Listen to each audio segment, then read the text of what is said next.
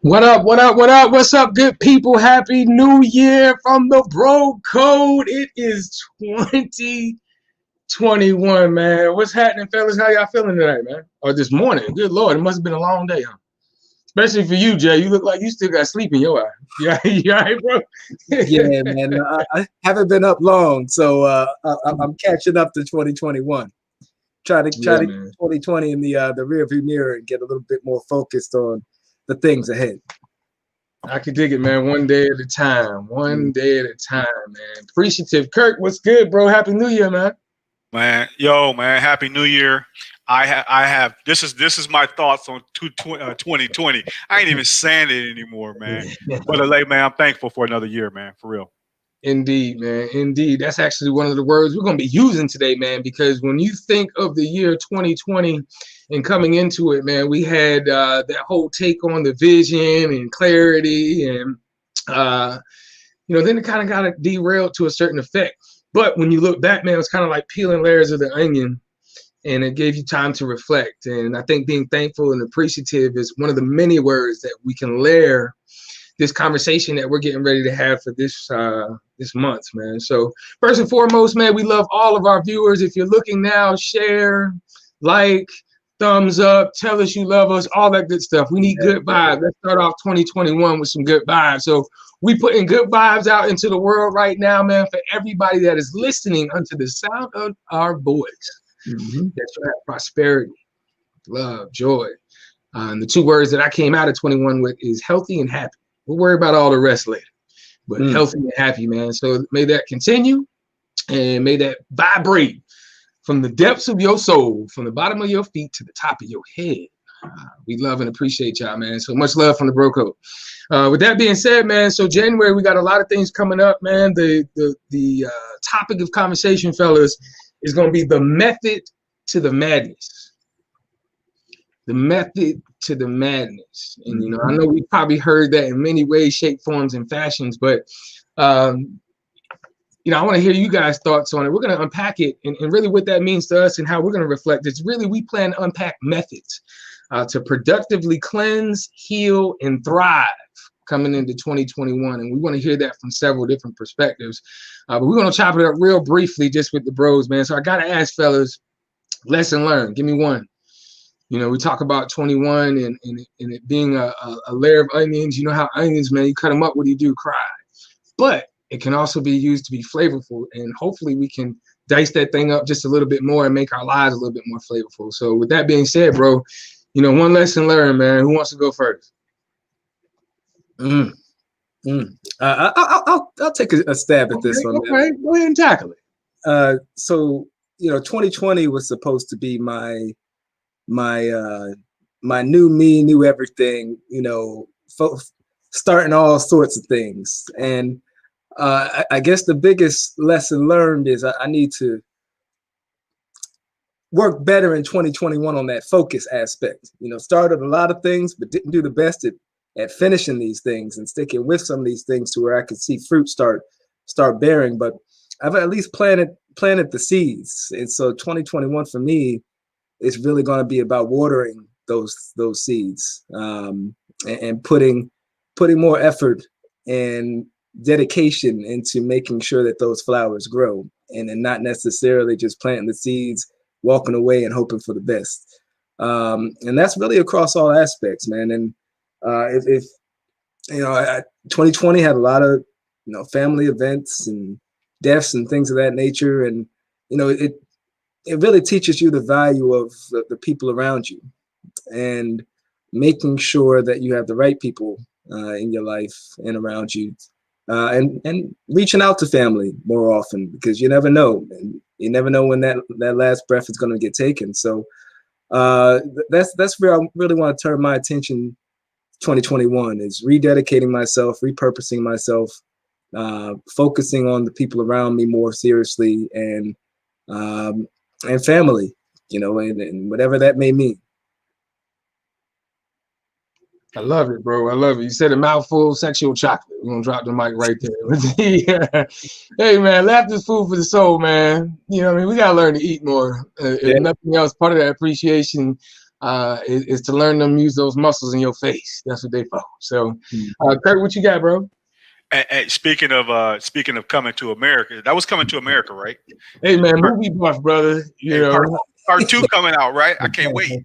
I can't wait. Yeah. Listen, man, this year was wow, like no other. It wasn't that anything that went on was something that hadn't really happened, but it happened to all of us at the same time. And so for me, man, it really taught me to a lot of the things Jay just talked about, but also knowing that I can do hard things, man, that I could. And for the most part, I kept a good attitude. And so I think there's a quote that says, everything can be taken away from you, but one thing, and that's my attitude, especially in face of adversity. Yeah. And so one of the things that I noticed, man, I became a student this year of just paying attention to people. And I noticed that a lot of people complain. And I'm not throwing it out there to call anybody out to the rug, but to the carpet. But I think that complaining has never brought forth a positive outcome. And so it just taught me to say, hey, you know what? Things are difficult, man, but it's on me to come out of this situation better than I went in. And that's really what I did this year. So I'm excited.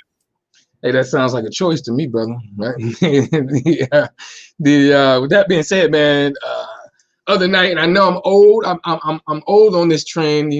Things happen so quickly, man. But I got a chance to, smell those roses you talk about, and we had some family time coming into the new year, and we watched movie night. We had popcorn and all the stuff we don't need. Went to the Dollar Tree and was like, everybody get 2 things, and of course everybody ran to the candy section. So y'all know my favorite candy, man. I love Sour Patch Kids, and I love Kit Kats and Butterfingers, right? So shameless plug for anybody out there who's listening. I'm trying to say, are we getting them as sponsors? Where are you going with this, man? Oh, my bad. I do. But y'all know that's my favorite candy. I just like to put it in the universe because we putting out good vibes. You never know. Hey, I attract these things, brother. I am a magnet of his favor. So with that being said, it is a point. So we were watching the movie Soul, right? Jamie Foxx played a dude by the name of Joe Gardner. Joe Gardner had aspirations of being jazz musician. He played the piano. Yeah. And y'all can relate to this, man. When you're in your element, it is an out of body experience, for lack of better words. I don't want to tell the movie because some of y'all may not have seen it. I laughed though, man, being a movie buff, because there was a part where he was on the escalator, and I couldn't help but to bust out the boom. I had to. It was just there. It was that vibe, right? Y'all know that was life, right? So anyway, in that same light, man, one of the things I got out of it, and they said it over and over, and it made me reflect. I wrote about it. Was it said never be afraid to live regular old living, and it was really an appreciation, basically wrapping around what you guys just talked about. One of the things we always talk about, Kurt, man, in our conversations, whether it be on the side of the road after an event and losing time, just talking about purpose, is I appreciate, using the word appreciate, and daring to say that appreciation is a superpower, especially when it comes from a genuine place. I couldn't help but, when I think of that too, man, obviously being a 90s kid, first thing I think about is Tupac, right? You are appreciated, and that melody And so yeah, man, I'm curious, man, that we talk about that one thing. We'll be layering this conversation a little bit more on 2 nights. We'll have January the 17th. We'll have Kristen Hutchinson. Kristen, excuse me. Kristen she goes by the mantra of everybody's cheerleader. Yeah. And I think that's really dope, man. When I was like, hey, I had a conversation with you. You know how we're doing. You know how we do, Kirk, in this realm where now platforms such as this have become a priority, no more longer an option. So it's easier to be able to get and connect with someone on this type of virtual chat. And I did that. I reached out, hey, let's have a conversation. And that's what she gave me, man. So I look forward to talking to her. Also, we'll have Asha Terry. Asha is a life coach, author, all around awesome young lady. And we'll be peeling the lens on the method to the madness. So when you hear that topic, gentlemen, the method to the madness, I'm curious, what's one thing that you left behind in 2020, whether that's person, place, thing, habit, what's one thing, maybe a word, maybe an emotion. What's one thing that you left? And I'll go first. I don't mind. We'll switch it up. I always ask you guys. But for me, it was, well, you know what? I'm going to let y'all go. Matter of fact, Kurt, you go first. How about that? I ain't heard from you. So one things, Troy, and this is not just this year, this is the last 20 years, and y'all know this is true. Coming from our culture, man, we really have to, when it comes to finance, we were taught that we had to flex on people in a way to be valued in the culture. So that validation, man, started for me in like 7th grade. And bro, I'm just breaking out of that matrix. And so this year, it was like, I'm looking at every purchase and I'm like, yo, am I buying this because I need it? Or am I buying this to fit in with other people? And man, I was tired of saying, yo, I'm not going to be struggling financially to show off to other people, man. And it's funny, this year helped that happen where, yo, I'm just not spending this hard-earned money like this no more. So that's my finance. And you really couldn't help it because you were told to shut in.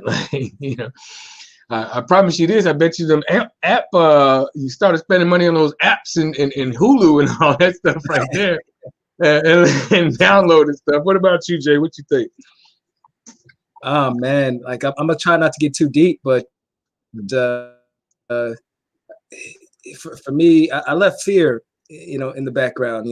There's some things that I've been talking about forever about starting or doing that I just couldn't get that first step in, man, and jump in. And I took a couple steps. Now it's a matter of getting my walking legs and running with some of those activities. So.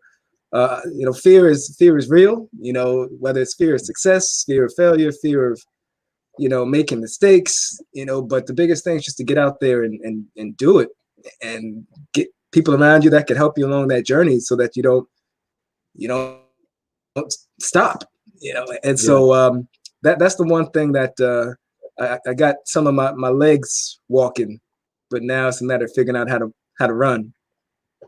Yeah, I could dig that. It wasn't too deep, was it? Nah, man, that's actually like the second part, and similar. They say great minds think alike, and I try not to be so philosophical, but I got to stay in my lane, right? So as it drops from my spirit, I give it out.